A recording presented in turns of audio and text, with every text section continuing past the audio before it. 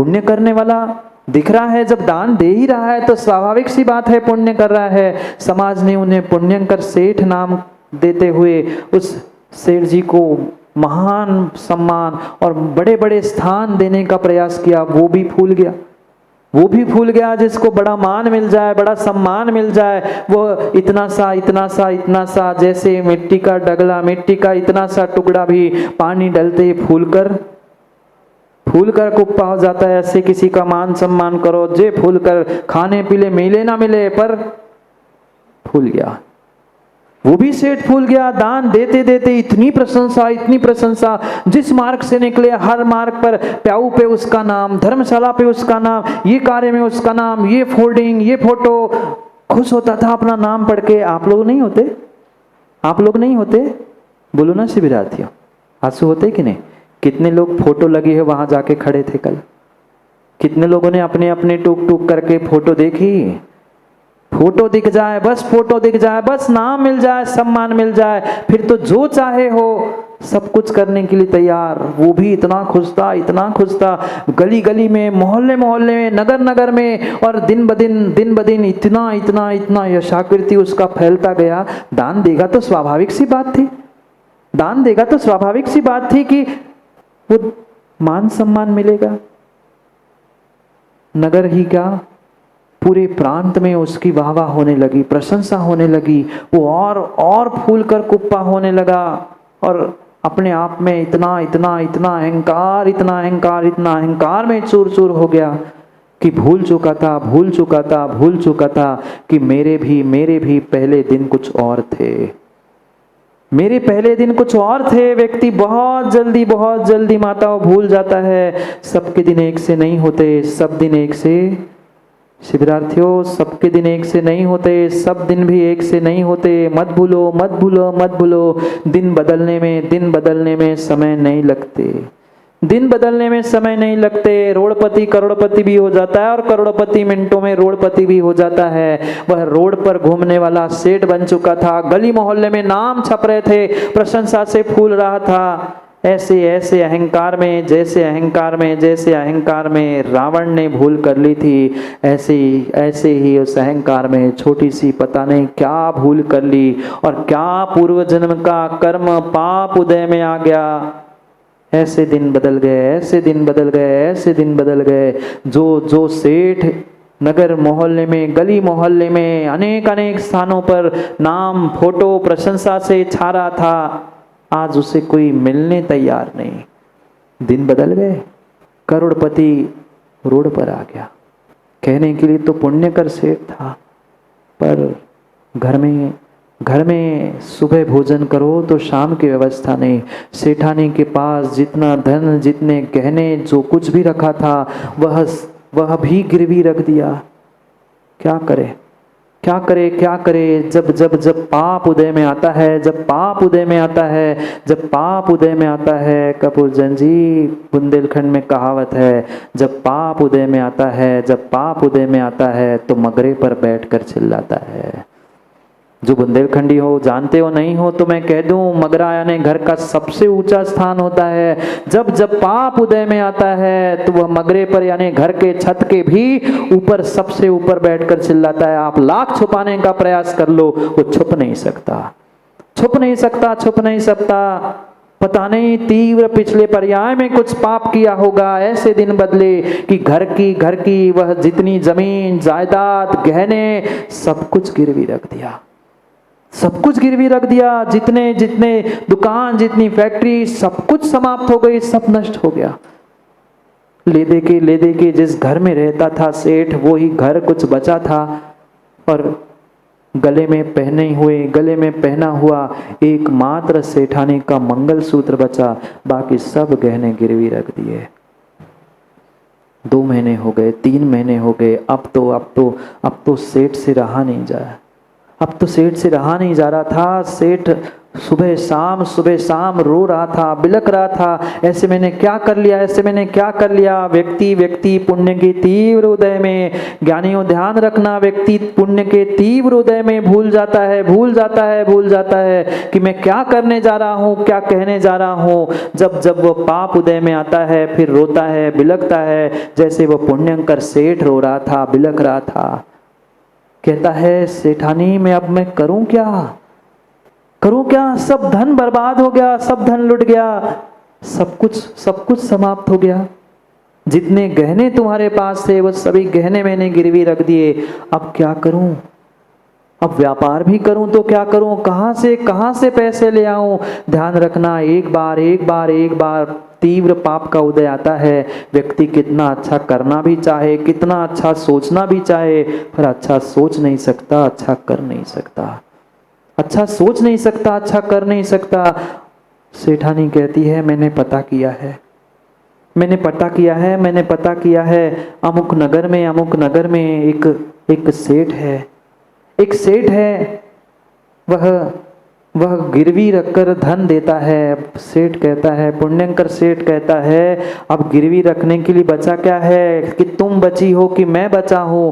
अब घर बचा है, किसको गिरवी रखूं, घर गिरवी रख दूंगा तो छोड़ना पड़ेगा, तुम्हें गिरवी रख दूंगा तुम्हें छोड़ना पड़ेगा, और मैं गिरवी रख के फिर करूं क्या।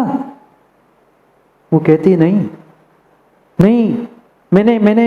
मैंने पक्की खबर निकाली है, वे धन को गिरवी नहीं रखते, वह धन दौलत गिरवी नहीं रखते, वो आदमी को गिरवी नहीं रखते, वो कोई जमीन जायदाद कोई गहने गिरवी नहीं रखते। वो सेठ जी कहता फिर क्या, फिर किसको गिरवी रखूं।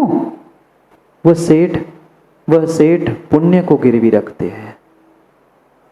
सेठानी ने क्या कहा, सेठ पुण्य को गिरवी रखते हैं, आपने जितना पुण्य किया है उतने पुण्य के बदले में वो धन देते हैं। क्यों ना जाकर एक बार अपने पुण्य को आजमा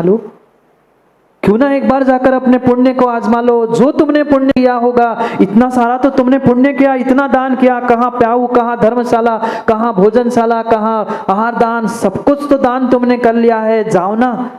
जाओ ना एक बार उस सेठ से मिल के आओ और अपना पुण्य गिरवी रखते हुए उसको दिखा दो, ये तुमने पुण्य कार्य किया है, कुछ तो मिल जाएगा। सेठ कहता है कि तू कह तो सही रही है, पर मुझे समझ में नहीं आ रहा, मैं जाऊं कैसे, वहां तक जाने के टिकट के तक पैसे नहीं हैं। अरे कोई बैलगाड़ी में भी नहीं बिठाएगा। जब पुण्य का उदय था तो हर कोई सेठ जी स्वार्थ था तो पैर पड़कर पैसे निकालता था।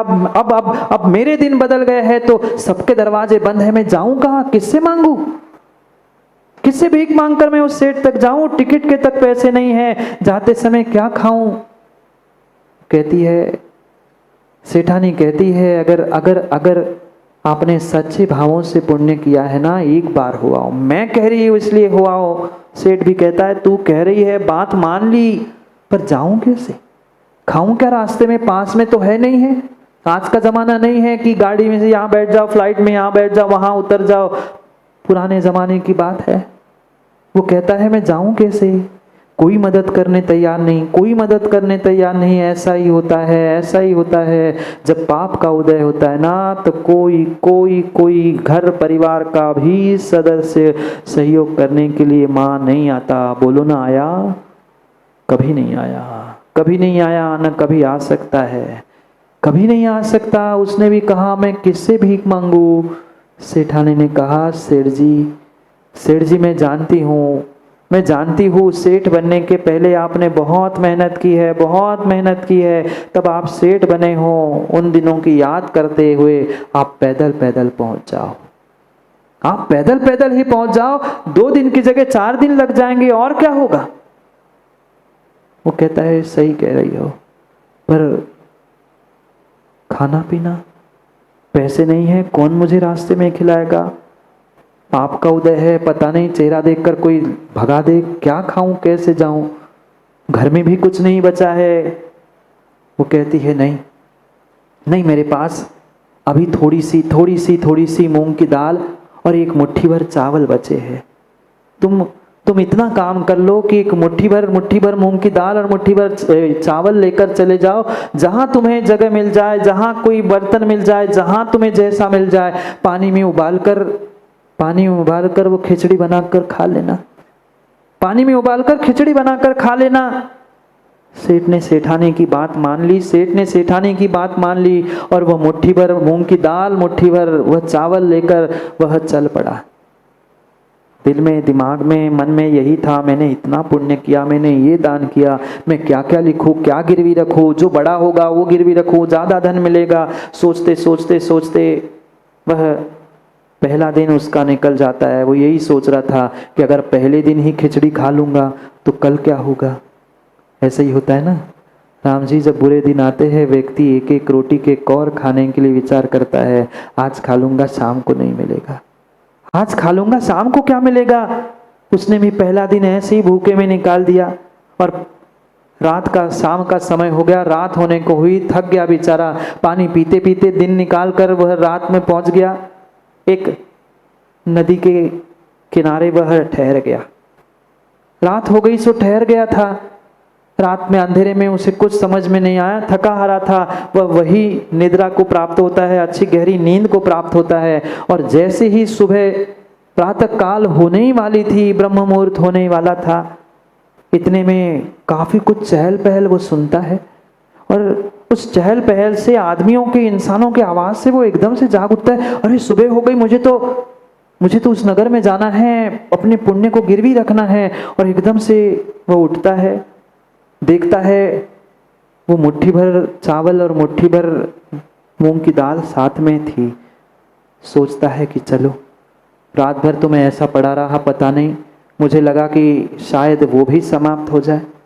वो देखता है इस नदी के किनारे, इस सुनसान जगह पे इतनी चहल पहल क्यों है, क्या हो गया यहाँ पर, कुछ विपदाएं तो नहीं है, कुछ दुर्घटना तो नहीं घटी।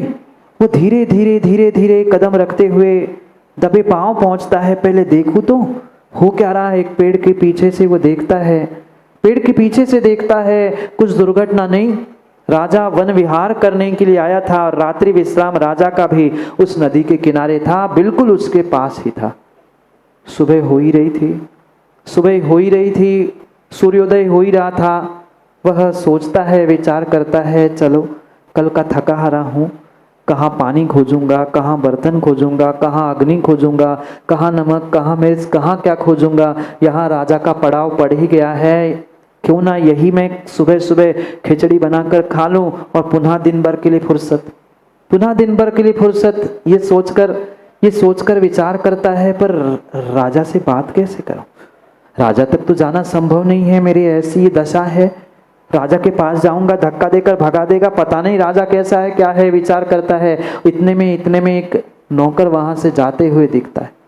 नौकर वहां से जाते हुए दिखता है और उसके मन में आता है, क्यों ना इससे ही मैं अपने मन की बात कह दूं। गरीब ही गरीब की बात जानता है, छोटा ही छोटे की बात जानता है, क्यों ना मैं छोटे से ही शुरुआत करूं, गरीब से ही, दीनहीन से शुरुआत करूं। वह इशारे से बुलाता है और कह देता है, ऐसी ऐसी मेरी स्थिति है, मैं कहाँ बर्तन, कहाँ क्या, कहाँ खोजूं, एक इतना सा काम कर लो, एक इतना सा काम कर लो, एक इतना सा काम कर लो कि मेरी ये मेरी मुट्ठी भर मूंग की दाल और ये मुट्ठी भर चावल ले जाना और एक बर्तन में खिचड़ी बनाकर मुझे दे देना। मुझे और कुछ नहीं चाहिए, मुझे और कुछ नहीं चाहिए, मुझे और कुछ नहीं चाहिए। वह नौकर भी पता नहीं उसके पुण्य के उदय से भोजनशाला का ही नौकर था। उसने भी कहा, कोई बात नहीं है, गरीब व्यक्ति है, मैं भी गरीब, मैंने भी गरीबी के दिन देखे। वो खिचड़ी बना के तो मांग रहा है, राजा का क्या ले रहा है, अग्नि तो वैसी जली, बर्तन भी है, पानी नदी का है, मात्र उसे गर्म करके खिचड़ी बनाकर ही तो देना है, चुटकी भर नमक मसाला लगेगा और क्या। बात स्वीकार हो गई। मुट्ठी भर मूंग की दाल, मुट्ठी भर चावल लेकर वह नौकर खिचड़ी बनाने के लिए चला गया। वह पेड़ के पीछे दबा हुआ वह सेठ और थोड़े से दबे पांवों से और समीप पहुंचकर प्रयास करता है, देखो तो राजा का वैभव क्या होता है, राजा क्या होता है। रानी, दास, दासी देखते देखते देखते भूल करके वह बिल्कुल राजा के समीप पहुंच गया। छुपाता था पेड़ के पीछे, पर राजा की जैसे ही नजर पड़ती है, राजा ने उसको बुलाया, कौन हो तुम, यहां क्या कर रहे हो। वो तो बेचारा पानी पानी हो गया, उस सोच में पड़ गया, अब तो गए काम से, क्योंकि गरीबी में आटा ऐसा ही होता है। वो तो यही सोच रहा था, अब तो गए काम से, राजा ने पकड़ लिया, कुछ ना कुछ दंड मिलेगा, कुछ ना कुछ पनिशमेंट मिलेगी। वो राजा के पास जाता है, हाथ जोड़कर कहता है, कुछ नहीं राजन, मैं तो ऐसे ही जा रहा था, ऐसा कर रहा था। राजा ने कहा बैठो यहाँ। अब राजा को भी कोई बात करने वाला मिल नहीं रहा था, राजा को भी बात करने वाला, चर्चा करने वाला, कल वो बता रहा था ना, टाइम पास करने वाला कोई नहीं मिल रहा था। उसने कहा बैठो, मैं तो बैठने के लिए कर रहा हूँ, कह रहा हूँ कुछ चर्चा करते हैं, तुम कहाँ से आए, क्या है, सब चर्चाएं शुरू हो गई। इतने में भोजनशाला से नौकर आता है और राजा से कहता है, राजन आपकी भोजन की तैयारी हो चुकी है, भोजन की तैयारी हो चुकी है, बताओ भोजन यहाँ ले आऊं कि आप अन्यत्र कहीं बैठकर भोजन करना चाहते। राजा ने कहा, मैं तो भोजन करूंगा, मैं तो भोजन करूंगा